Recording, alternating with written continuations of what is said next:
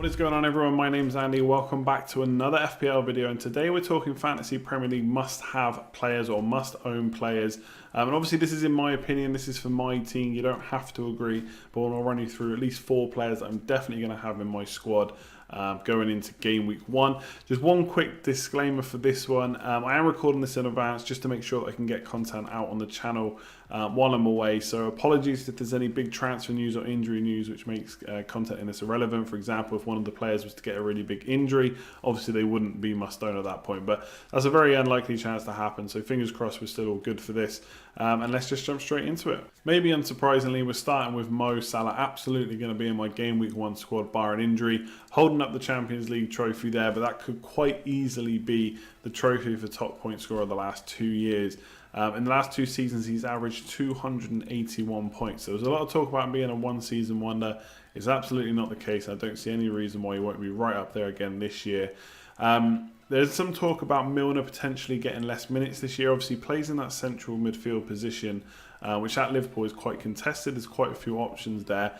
And obviously, he is that little bit older now. Now, that being said, I've seen some training pictures, and old is definitely not the word you'd use to describe me. He looks ripped, ready to go, and absolutely no reason why he won't do a great job for Liverpool again this year. But you wouldn't expect him to get consistent minutes week in, week out. When he's not on the pitch, Mo Salah gets penalties, which obviously helps his cause to try and get those goals, become top scorer again this year. Now, last year he was matched by Mane, which is interesting because Mane didn't have penalties to back him up on.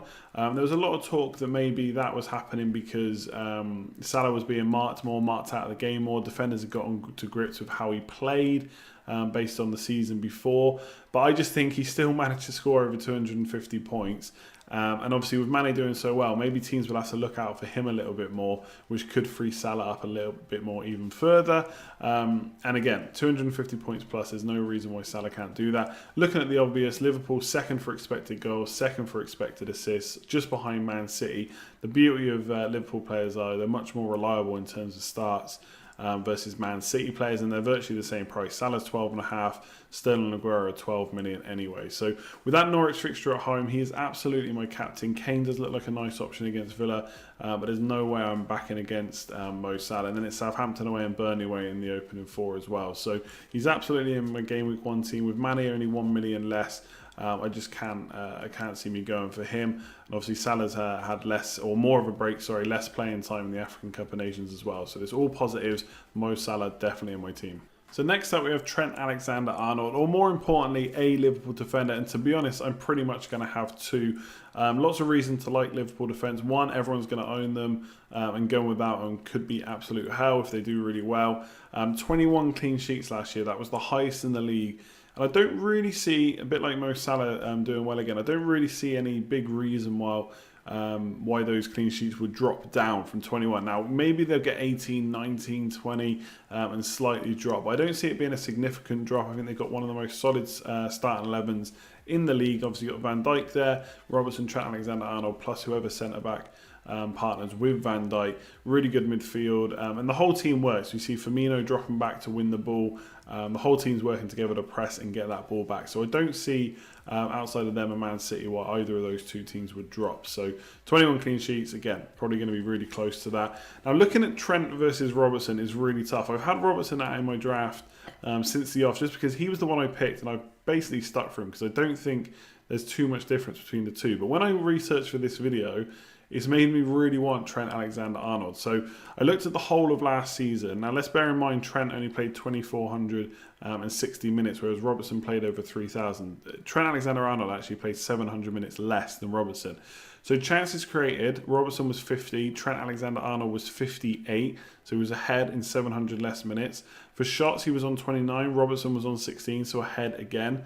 He was also slightly higher for expected goals and expected assists, and did play 700 minutes less, like I said. So incredible stats, much better than Robertson if they played together. Now, the one problem I have with him is at the start of last season, we did see in matches where Klopp was maybe worried about who was playing left wing or down the left for the opposition, or if they were a strong team, that he would leave Trent out and he would play Gomez instead, because defensively he's probably a little bit more sound, maybe not quite as good with kind of set piece delivery or general crossing of the ball and stuff like that, but defensively he was a better fit. So I think Trent definitely grew into the role last year, and obviously he came away as arguably the best right back in the league right now, along with Wan-Bissaka. So he did really improve, and obviously he's still super young, so there's no reason that won't improve more.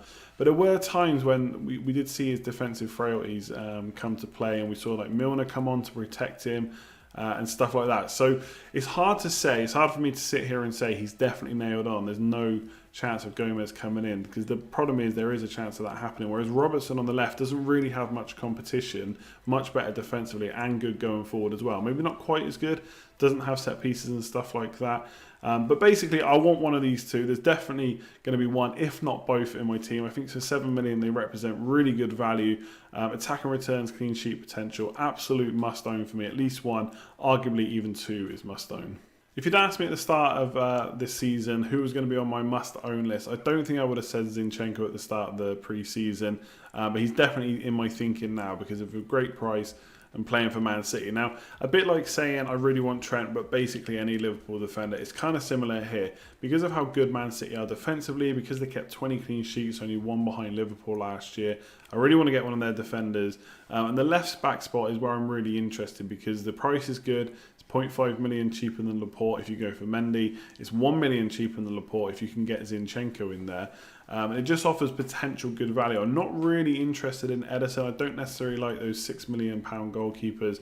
So I'm really looking at a way into their defence. Now, obviously, Laporte is the key player, 6.5 million. I can't really argue against that. But if I can spend $1 million less and also cover these clean sheets, then I absolutely want to. So for me, if it looks like Zinchenko is going to start, he's going to be absolute must-own. Obviously, the right centre-back has been rotated. It's quite hard to call who's going to start next to Laporte. Unless they sign another kind of left-footed centre-back, you'd expect Laporte to start most matches. So again, 20 clean sheets, no real reason why that would drop heavily.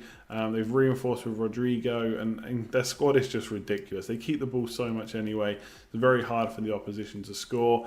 If Mendy is out, then I think I'm definitely going for Zinchenko. There's kind of reports going, at the time of recording this at least, there's reports saying he's going to be out for the start of the season. There's some saying he's going to be back.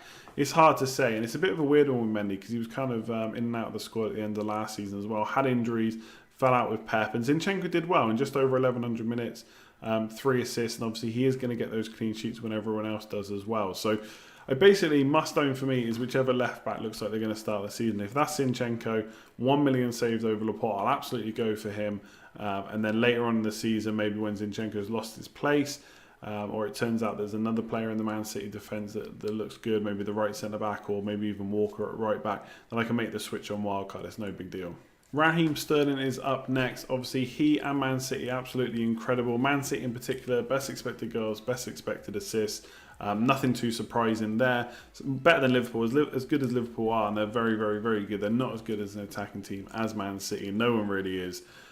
So you'd expect that to continue. No real reason why that would drop off. He also beat Mo Salah for points per game last year, which is pretty impressive considering how good Salah is. Now, it was only by 0.1 points per game, but if they played the same amount of minutes over the entire season, you would have expected Sterling to come out as the highest scorer, which is pretty impressive, and why he's got a £12 million price tag. He's also improved in both his minutes and his points over the last 3 years, so he's getting better and better, and he's one of the key men under Pep. Yes, he gets quite a few easy goals, you could say, but that's because he's getting into the right positions at the right time, and he's improved his finishing as well. So there's lots to talk about Kevin De Bruyne. Obviously, he's 2.5 million less, which is a huge saving. And he has gotten around the 200-point mark twice. So if he could get that again, then he could be a good alternative to Sterling. The only thing is, Sterling's done it over the last 2 seasons, and I don't see any reason why he couldn't even improve again. And I think what a lot of people aren't discussing is, yes, De Bruyne could come back and get a 200-point season. If he stays fit and he does well, he's so creative. Will he not maybe even help improve Sterling's output? which could happen. So the one key thing about Sterling is obviously he doesn't usually get as many minutes as Salah, because they've got a squad that they can rotate. That does happen, but he's going to start more often than not, and I do prefer him to Aguero to start the season. You've got Norwich at home for Salah to start off, but from game week 3, Man City have Bournemouth, Brighton and Norwich, so I definitely want Sterling there as a captain option, so he is must own for me as well. So I just want to talk about some other players that are maybe being touted as must-own or who've been must-own in the past. Starting off with Lucas Digne, a lot of people going for him. I do think he's a great option for 6 million. Obviously, we've seen his attacking potential. Everton do have a really good start to the season, and defensively they were pretty good last year. A few things to take into account, and obviously I am recording this a little bit early, but what happens to Idrissa Gueye? Is he going to go to Paris Saint-Germain? If he does, that's a huge loss. And are they going to get Zuma back? If they hold on to Gueye and get Zuma back, then I do think defensively it looks sound. If they don't have either, then it looks like a spot of bother. But the fixtures are good to start the season, and 6 million is a great price. So I do think Coleman offers good value at 5.5 million as well. So for me, Lucas Digne isn't must-own, but a lot of people talking like he is. 4.5 million goalkeeper for me is a must-own, but maybe not for game week 1. I could be talked into going for like maybe a premium keeper or a 5.5 to start the season. And then when I wildcard, figure out which 4.5 million goalkeeper looks good. Probably Burnley goalkeeper. And then go for them as well. In terms of bench options, then Donker is definitely a must-own for me. I don't yet see a better 4.5 million option for my bench in midfield. So although he's not maybe going to set the world alight with his points every single week, I think he's going to be a good option from the bench as and when needed. So he's a must-own for me. And Harry Kane has been must-own in the past. He has gotten around those 200 points like 3 or 4 times. So he's been impressive.